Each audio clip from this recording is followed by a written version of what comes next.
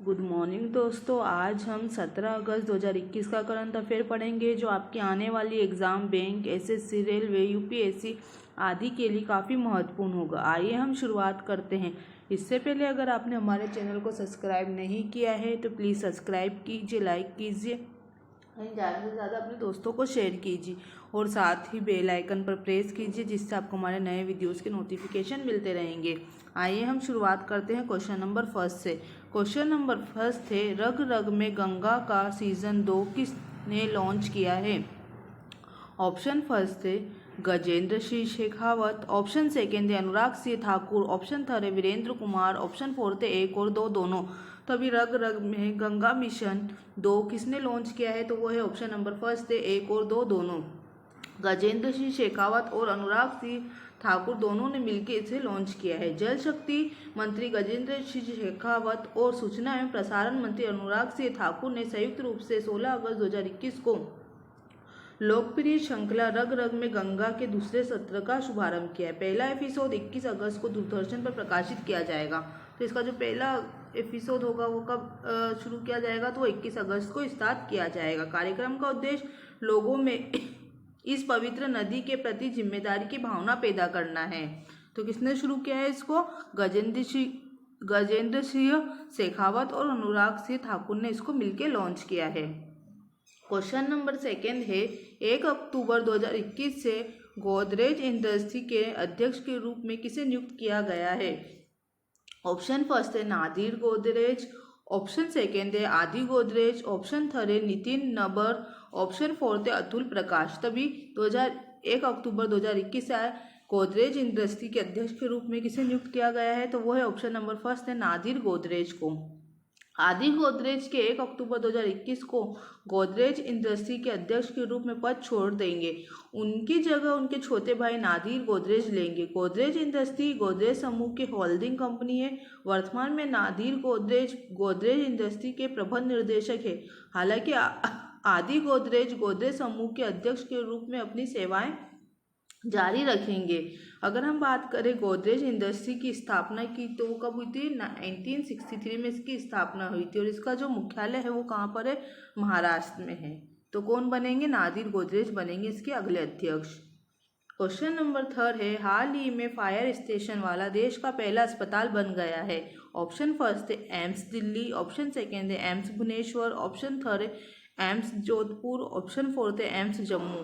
तो अभी हाल ही में कौन सा फायर स्टेशन बनने वाला अस्पताल बन गया है? तो वो है ऑप्शन नंबर फर्स्ट है एम्स दिल्ली। दिल्ली अग्निशमन सेवा के निदेशक अतुल गर्ग ने घोषणा की है कि अखिल भारतीय आयुर्विज्ञान संस्थान अपने परिसर में फायर स्टेशन स्थापित करने वाला देश का पहला अस्पताल बन गया है।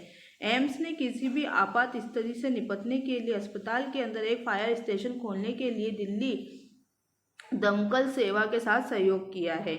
तो किसने शुरू किया है? यहाँ कहाँ पर बना है? वो एम्स दिल्ली। हाल ही में किसने कारीगरों को सशक्त बनाने के लिए माई ई हॉट पोर्टल लॉन्च किया है? ऑप्शन फर्स्ट है SCI, ऑप्शन सेकेंड है TCS, ऑप्शन थर्ड है इन्फोसिस, ऑप्शन फोर्थ है विप्रो। तो अभी हाल ही में किसने माई ई हॉट लॉन्च किया है? तो वो है ऑप्शन नंबर फर्स्ट है HCL ने इसे लॉन्च किया है। अगर हम बात करें HCL टेक्नोलॉजी की कॉर्पोरेट सामाजिक जिम्मेदारी शाखा HCL फाउंडेशन ने कारीगरों को सशक्त बनाने के लिए देश में हस्तशिल्प क्षेत्र में मूल्य श्रृंखला को मजबूत करने के लिए एक online portal my E hot launch किया है। अगर हम बात करें इसकी HCL टेक्नोलॉजी के CEO की तो वो कौन है? C विजय कुमार है। और अगर हम बात करें इसकी स्थापना की तो इसकी स्थापना कब हुई थी? 11 अगस्त को हुई थी। और कौन से ईयर में हुई थी? तो वो हुई थी 1976 में इसकी स्थापना हुई थी। और अगर हम बात करें इसकी मुख्यालय की तो इसका जो मुख्यालय है वो कहाँ पर है? नोएडा में है। क्वेश्चन नंबर फिफ्थ है, हाल ही में मध्य प्रदेश का पहला स्वचालित रेलवे कोच वॉशिंग प्लांट कहाँ स्थापित किया गया है? ऑप्शन फर्स्ट है झांसी RS, ऑप्शन सेकेंड है नौगढ़ RS, ऑप्शन थर्ड है मुगलसराय RS, ऑप्शन फोर्थ है हबीबगंज RS। तो अभी हाल ही में जो स्वचालित रेलवे कोच वॉशिंग प्लांट है वो कहाँ स्थापित किया गया है? तो वो है ऑप्शन नंबर फोर्थ है हबीबगंज RS।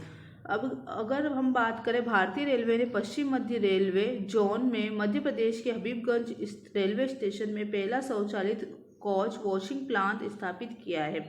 ट्रेनों की सफाई, बाहरी सफाई के लिए अब प्रमुख द्वीपों में ACVP मतलब स्वचालित कोच वॉशिंग प्लांट लगाए जा रहे हैं। वे न केवल कोचों के बाहरी हिस्से को अधिक प्रभावित ढंग से और कुशलता से साफ करते हैं, बल्कि अपव्यय से बचकर सीधे पानी की आवश्यकता को भी कम करते हैं। तो कहाँ पर स्थापित किया गया है ये? हबीबगंज रेलवे स्टेशन पर। क्वेश्चन नंबर 6 है, आदिपुरम त्यौहार किस राज्य में मनाया गया है? ऑप्शन फर्स्ट है तमिलनाडु, ऑप्शन सेकंड है उत्तराखंड, ऑप्शन थर्ड है केरल, ऑप्शन फोर्थ है असम। तो अभी हाल ही में आदिपुरम त्यौहार किस राज्य में बनाया गया है? तो वो है ऑप्शन नंबर फर्स्ट है तमिलनाडु में बनाया गया है।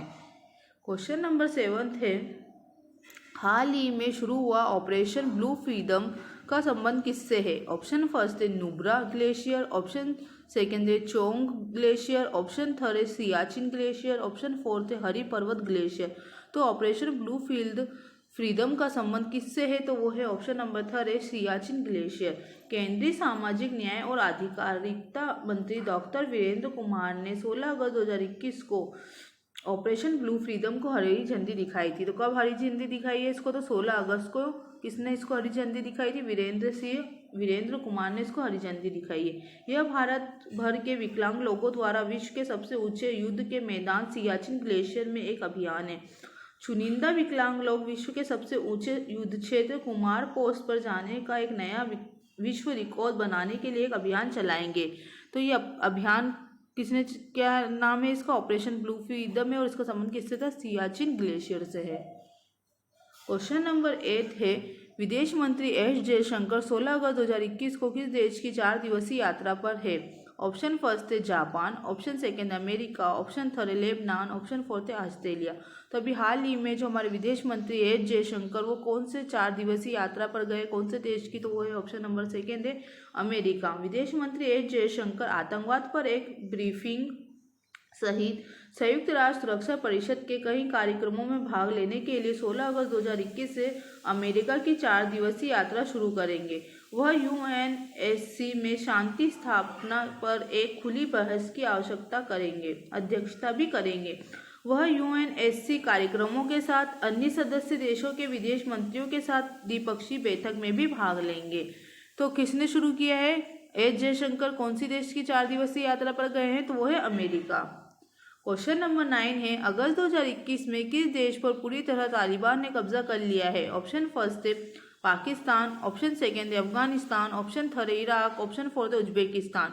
तो अभी हाल ही में पूरी तरह से तालिबान पर किसने कब्जा कर लिया है, किस देश ने? तो वो है ऑप्शन नंबर सेकंड है अफगानिस्तान। अगर हम बात करें अफगानिस्तान के जो राष्ट्रपति है अशरफ गनी अफगान छोड़कर चले गए हैं और माना जा रहा है कि वह जल्द ही अपना इस्तीफा दे देंगे, क्योंकि सरकार ने तालिबान बलों में काबुल में प्रवेश करके केंद्र सरकार के बिना शर्त आत्मसमर्पण की मांग के बाद अब उनके सामने समर्पण कर दिया है। फिलहाल एक नई अंतिम सरकार की घोषणा की गई जिसका नेतृत्व तो अमेरिका के शिक्षाविद अली अहमद जलाली कर सकते हैं। तो अभी किस देश पर पूरी तरीके से तालिबान ने कब्जा कर लिया है? तो वो है अफगानिस्तान। क्वेश्चन नंबर 10 है, कहाँ के ग्रामीण और वैज्ञानिकों ने डेल्टा रोबोट बनाया है? ऑप्शन फर्स्ट है पेरू, ऑप्शन सेकंड है इंडोनेशिया, ऑप्शन थर्ड है थाईलैंड, ऑप्शन फोर्थ है लेबनान। तो अभी कहाँ के वैज्ञानिकों ने डेल्टा रोबोट बनाया है? तो वो है ऑप्शन नंबर सेकंड है इंडोनेशिया। इंडोनेशियाई ग्रामीणों और वैज्ञानिकों द्वारा डिजाइन किए गए नए रोबोट ने एक नया प्रयोग खोजा है। यह कोविड-19 से संक्रमित होने के कारण सेल्फ आइसोलेशन वाले निवासियों के लिए एक भोजन लाता है। इसे डेल्टा रोबोट के नाम से दिया गया है। इसका सिर चावल कुकर से बना है और 24 घंटे की बैटरी लाइफ के साथ रिमोट कंट्रोल द्वारा स्वचालित होता है। इसका स्पीकर अस्सलाम अलैकुम संदेश देता है, जिसके बाद e delivery is here get well soon बोलता है। तो किसने शुरू किया है, कौन से देश ने शुरू किया है? डेल्टा रोबोट किसने बनाया है? तो वो है इंडोनेशिया। क्वेश्चन नंबर 11 है भारत का पहला ड्रोन फॉरेंसिक अनुसंधान केंद्र कहाँ शुरू हुआ है। ऑप्शन फर्स्ट है अरुणाचल प्रदेश, ऑप्शन सेकेंड है केरल, ऑप्शन थर्ड है असम, ऑप्शन फोर्थ है महाराष्ट्र। तो अभी भारत का पहला ड्रोन फॉरेंसिक अनुसंधान केंद्र कहाँ शुरू किया गया है, तो वो है ऑप्शन नंबर सेकेंड है केरल। भारत का पहला drone forensic lab and research centre Kerala में स्थापित किया गया है। केरल के मुख्यमंत्री पिनराई विजयन ने केरल के राज्य पुलिस साइबर ड्रोम में राज्य पुलिस विभाग में ड्रोन फॉरेंसिक प्रयोगशाला का उद्घाटन किया है।